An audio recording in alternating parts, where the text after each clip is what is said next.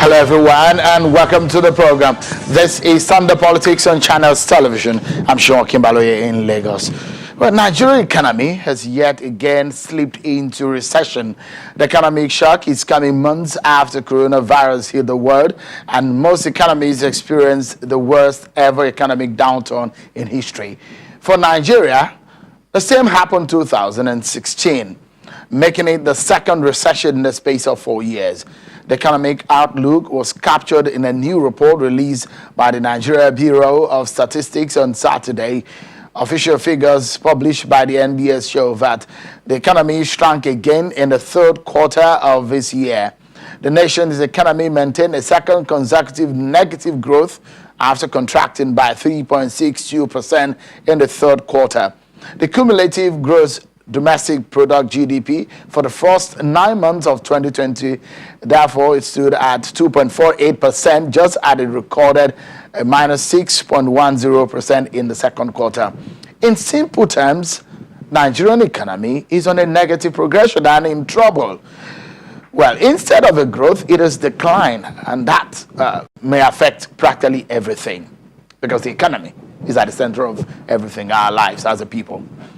Let's get some insights into the implications of these. I'm being joined tonight by a former vice presidential candidate of the People's Democratic Party, PDP, and a former governor of Anambra State, Mr. Peter Obi. He joins us from Enugu. Thank you so much, Mr. Obi, for joining us tonight on the program. Perhaps before we get into the issues of the economy, let's digress for a second into the issue of politics. We saw that over the last few days, your party has lost yet a governor in terms of defection. The governor of Ebonyi State left your party. Without the defection of Governor Dave Umahi, do you fear that the PDP might be losing grip on of its political dominance on the Southeast region, where you're from also? Hello, Shem. I hope you're hearing me very well. Absolutely. Shem, let me start by thanking you for inviting me, and thank your team at Channels for the great work you're doing in building a better Nigeria. Shem, this year, 2020, two recent UN reports clearly showed that Nigeria, one, have surpassed India as the world capital of under 5 mortality. This is a country of 1.2 billion. We have surpassed them. And that report shows that it came 2 years ahead of schedule. The second report is that Nigeria is now the world capital, the highest in drug abuse prevalence, 14.3%, as against the global average of 5.3%.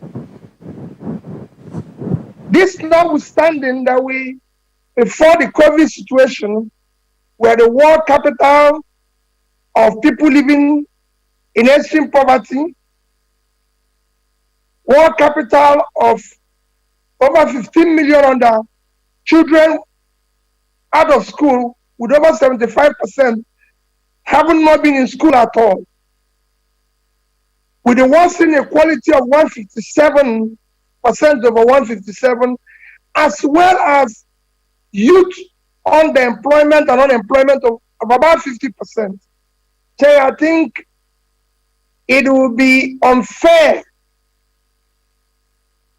and I urge all politicians or leaders across the aisle to concentrate on discussing issues that concerns the declining of this country now. Talking about the issue of defection, 2023 elections and everything should be off the table now, because we have a crisis situation where we have millions of people not knowing where the next meal will come from. We need Governor to be Obi, discussing about how we're going to pull people out of poverty. yeah. You just said we have gone into recession again in 2 years, and I can tell you this particular recession will be worse. The country is becoming physically unviable. That is our focus now, not about those who are leaving their party or those who are coming in. Our concentration now, how do we pull people out of poverty? How do we get this turn around this economy? All right, Governor Obi, I was going to come there because that's the focus of our conversation tonight. But I wanted us to lift off some of the other conversation around politics before we get into that. But I would still like you to comment on some of the issues in your party. You are a politician, you're a former governor, a vice presidential candidate in 2019. So some of these issues are equally very important because politics also is at the center point of our lives. Thus, I would like to get your comment. They are not important. No, they are very important, Governor, because politics, just a moment. I disagree. Politics is important. Just a moment, please. I disagree because politics is responsible for leadership. And so leadership will handle economy. So when you get politics right, you are invariably on the right path of getting a lot of things right.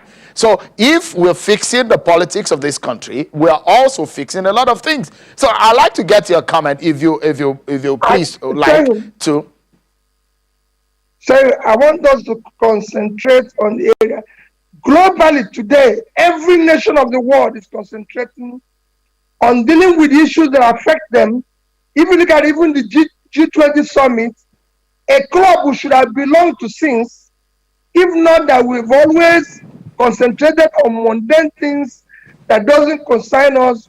On issue of politics, when 2023 elections come, all Nigerians need to do is to reflect in their past and see how they can elect leaders who have track record, proven track record of delivery, that are competent, that have the capacity to turn around the country. For now, our concentration on both ends is how to deal with this issue. So in 2016, when we had the reverse recession, if you recall, on the 17th May 2017, I was on the platform and saying, we're borrowing a lot. Our borrowing and getting is not sustainable. And the then minister said he's going to spend our way out of recession. What are we going to do in this second recession now? Every other country is discussing their economy and how to put their people out of poverty. So we cannot concentrate on issue of politics. Let's leave it out of the table. So you're not concerned about how we're going to govern this country. Economy is very important. But I said, look, I'm concerned about it. That we will deal with that when election is near.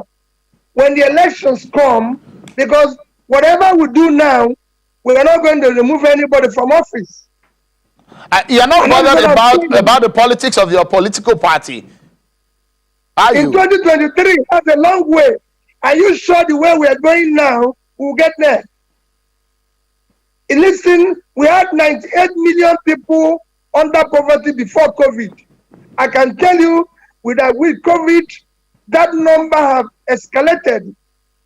You have unemployment. Sure, I can tell you the number of bankruptcies of micro, small, medium businesses. From this COVID situation is something you cannot imagine. All over the world, first world, second world, and MSMEs are collapsing. So imagine what has happened to them in Nigeria. So what we should do now is to concentrate on the monetary and physical policies to start pulling people out of poverty.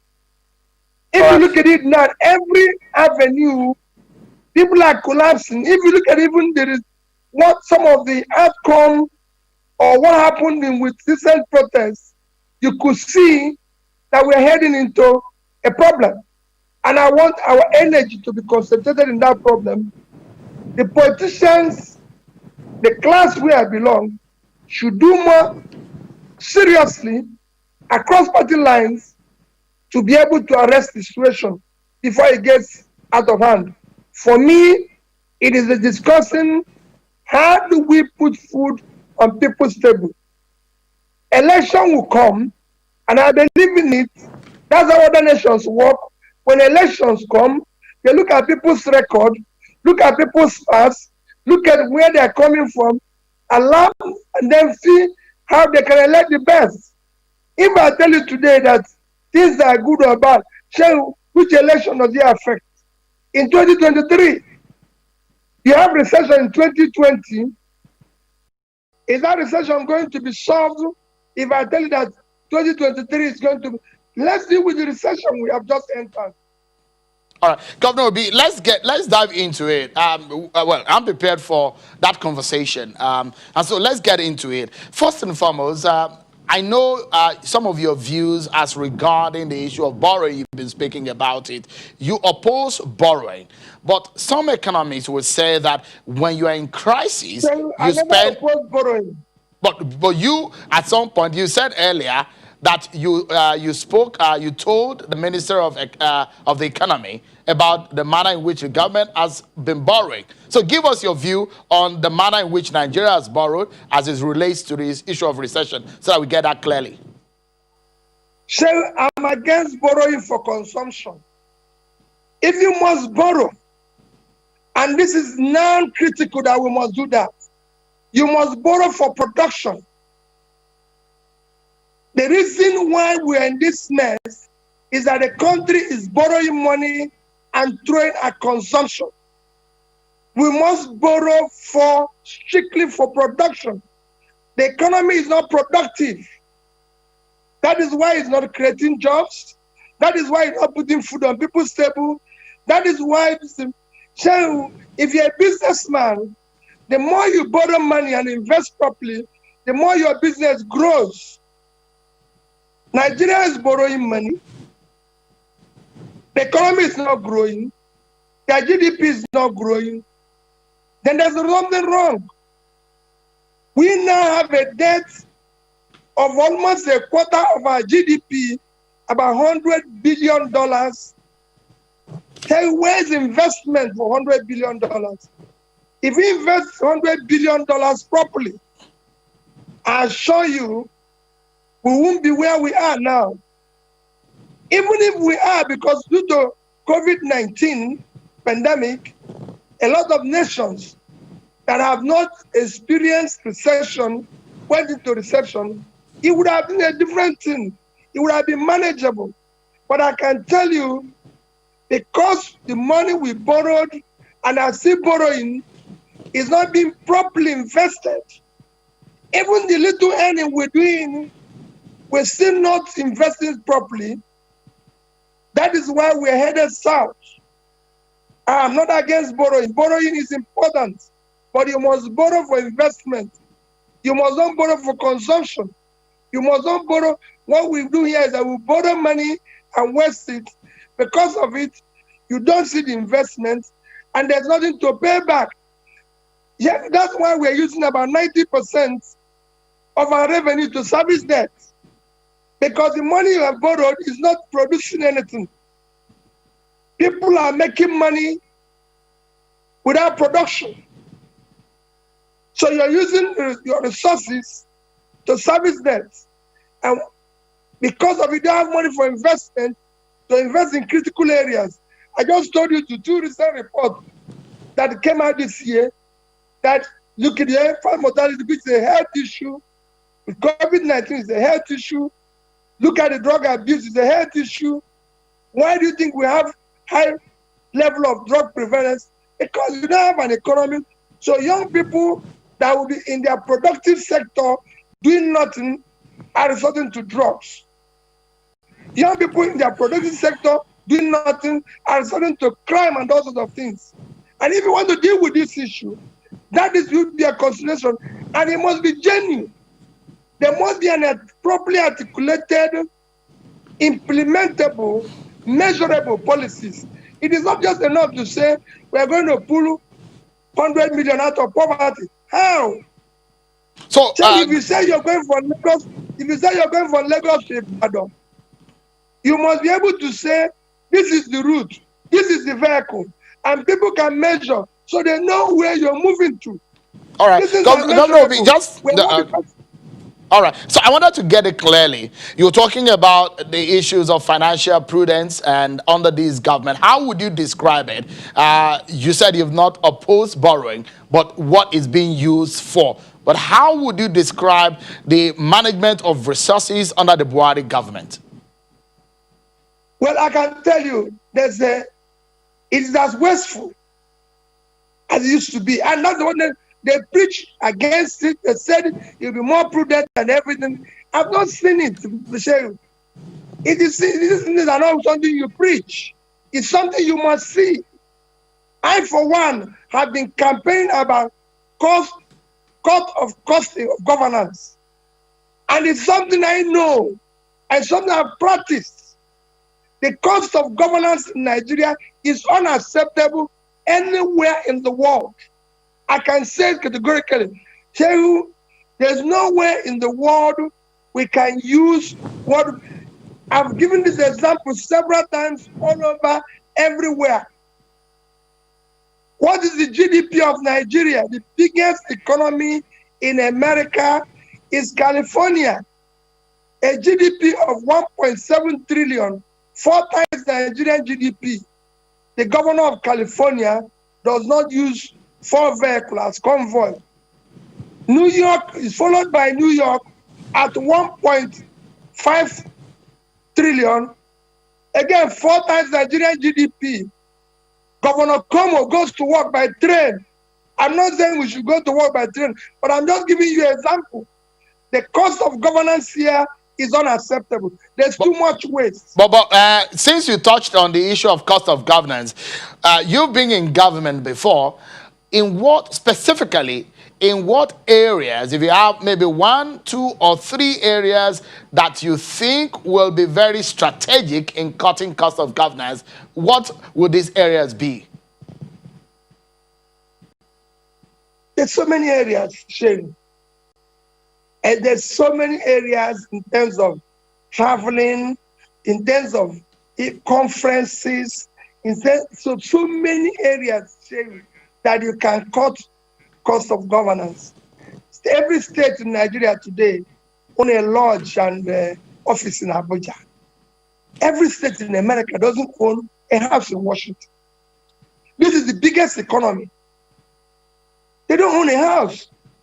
The big countries of the UK doesn't own a house in London. I can go on and tell you. I have been a governor. I know what it costs Anambra State to keep a lodge in Abuja that we paid about 1 billion to buy. I know what it cost us until I shut it down and rented it out. And we have the same similar thing in Lagos. And this is just the state. The nation is the same thing. The cost of governance, the waste, conferences, meetings, all sorts of things. People are attending, even going to conferences abroad. We have learned a lot. Let's look ourselves in here, because even other things, movement, there's so many things that is happening. Tell you that it is not something I can describe to you easily. All right. So, Governor, I've seen it. All right. We are due for a break in about 40 seconds, but I need a quick answer, if you may, please, sir. And I'd like to ask, do you blame the recession that Nigeria slipped into now on the Buhari government? Who do you blame it on? You blame it on the people who are in charge. There's a combination. Let me tell you what it is. You can say we have a COVID situation.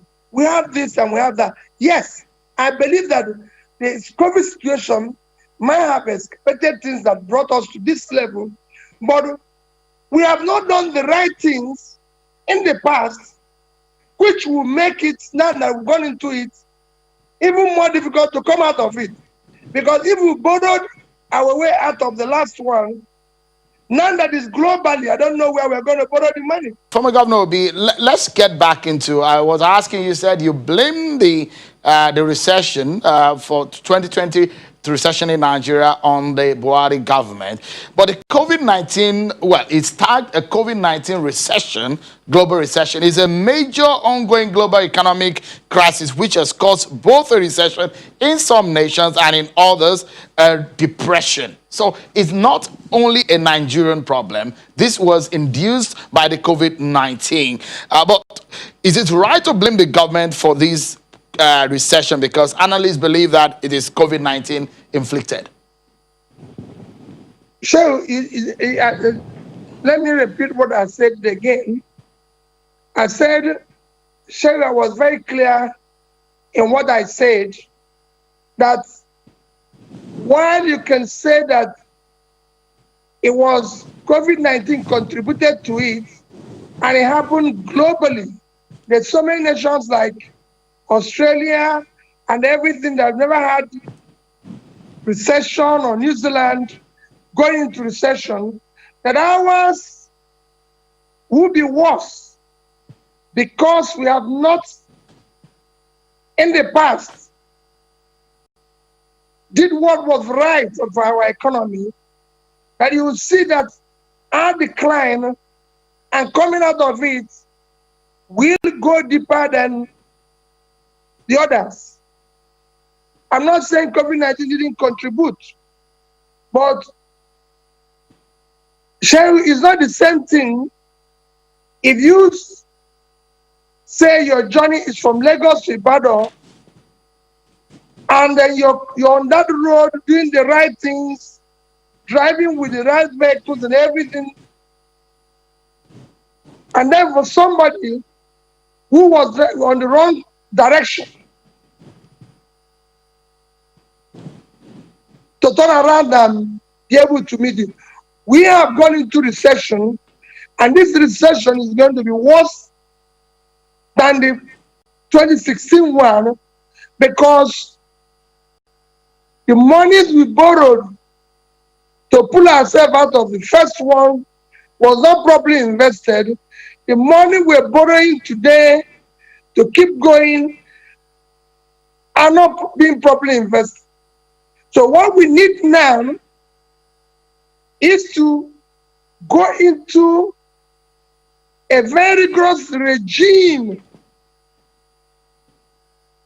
of formulating a very rigorous, I said it before, implementable and measurable monetary and fiscal policies to drive ourselves out of the present situation.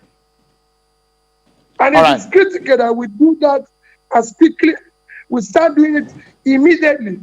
That's why from the outset I said, let's not talk about issue of political movements and concentrate on our economy. We have a lot of businesses that have collapsed due to COVID-19.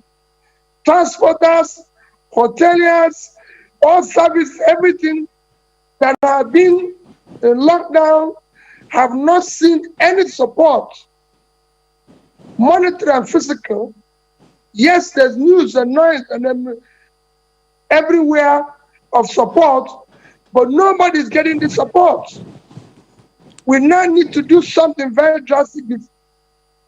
I'd like to get your reaction on the comment made by the United Kingdom Trade Envoy to Nigeria, Helen Grant, who said that Nigeria is the fastest growing economy despite the recession. Well, you know, Shehu, I'm a trader in Onitsha. I don't listen to all those comments by the world-class people, because they actually, most of them don't actually know what is happening. I operate in the market, and I can tell you, yes, the economy is thriving. That is what, from his own perspective. But I'm telling you that, Shehu, most of the micro, small, medium businesses have collapsed. Those who haven't collapsed are actually on life support. Something needs to be done to put them out of there. We now have to move this economy from consumption to production. We have to make it a productive economy. Government must now do something. They must reduce this poverty, help to create jobs for the youth, reduce our dependence on oil as only main source of foreign exchange. There's so many things we need to do as quickly as possible. That's why I talked about cost of governance. Government have now to turn this economy to be private sector led. If it's private sector led, they will reduce all this borrowing that are not productive. All right. If you see any economy where government borrowing is more than the private sector borrowing, that economy is a wasteful economy, the consumption economy. Let me quickly point this out, and perhaps will lead me to the next question. As at August this year, Canada joined some of the biggest world economies like France, Germany, Italy, Japan, the United Kingdom, and the United States in reporting that its economy shrank dramatically in the first half of 2020 due to the pandemic. In fact, the Canadian economic output shrank by 11.5% between April and June, the sharpest decline in records dating back to 1961. A lot of people will even say since the Great Depression. Now, I like to we know that what we have entered into might be a tough curve for Nigeria. But let me ask you, former Governor Obi, are there quick fixes or are there low-hanging fruit from some of the pointers you have raised that we can quickly take advantage of? So you're just comparing our economy with those who, yes, they run into the same problem, but they're injecting also physical and monetary policies to put their people out of there. I don't even want us to compare ourselves with Germany or Canada or UK. These are first world economies. Other economies that you can compare us with. Look at the stimulus in which we are now using to pull ourselves out of this. Go and look at the smaller economies that you can compare us with. Even just in Africa alone, we are the biggest economy. Our total physical and monetary stimulus is 2.2 trillion. So that's about $5 billion. South Africa, the second biggest economy, is spending $26 billion. And yet they're in trouble. Out of this 20, and we are 200 million, they are 55 million. Out of this 26 billion, they are throwing 5.5 billion to micro, small, medium businesses alone. They are throwing 2.5 billion to create new jobs.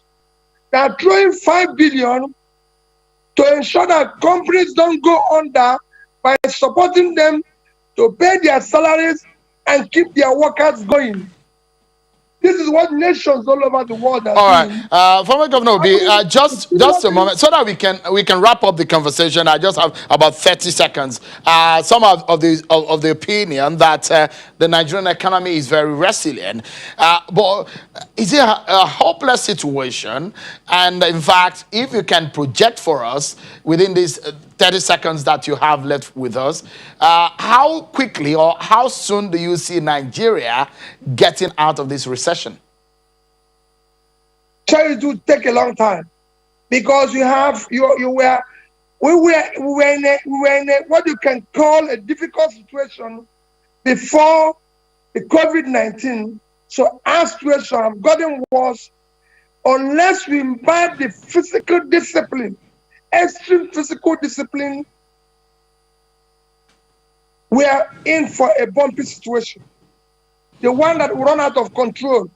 We need to now take very difficult decisions to immediately buy good physical discipline, and ensure that we move this economy from consumption to production, production.